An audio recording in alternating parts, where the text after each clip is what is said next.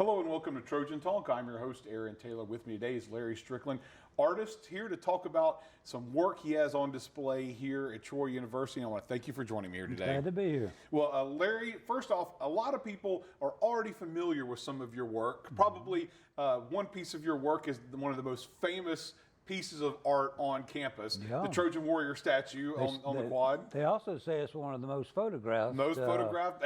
Folks, we use it in advertising, but folks hang out in front of it, take pictures of graduation.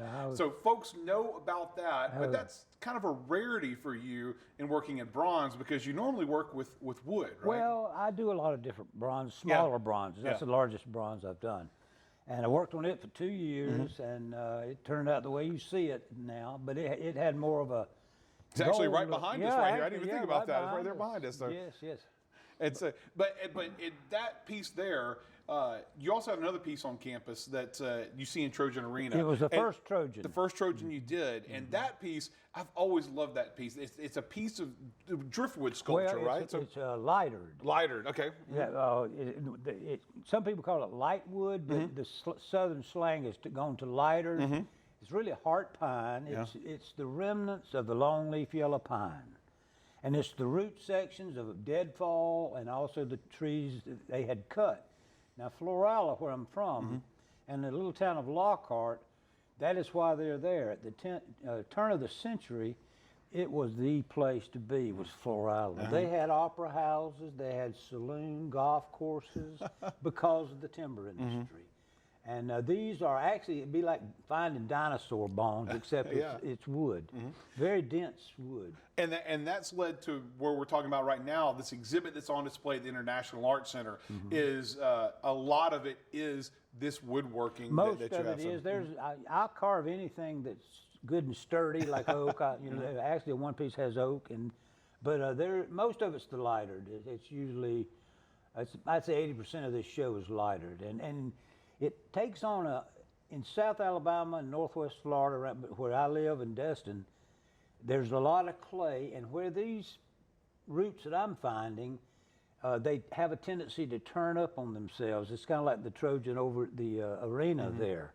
And you get these unusual growths, and that's what I look for. That's what I like to work with. Well, and let's talk about what you're working with. How do you know what to carve? Does the wood kind of tell you and guide you on what you're going to? Because there's a lot of interesting pieces in here: angels, archers, horses. So the wood is that how you figure it out? Not a one of them did I go out looking for an angel. It's just I find it, I look at it, and I bring out it's kind of like looking at clouds. But I can see things in wood. I see a lot of figure. It's really figurative because at Ringling School of Art we studied the figure so much. I think that's a lot of it.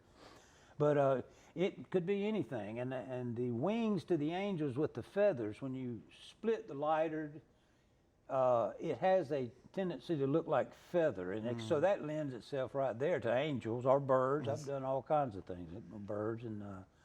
but a lot of figurative work, and I do not go out looking for whatever it is it becomes, and it just, it speaks to me, and I listen. Well, how long does it take you to do some of these? Because some of these are some very intricate works. I've seen what's on the display there. How long does one of these pieces normally take? Some of these pieces take 10 years.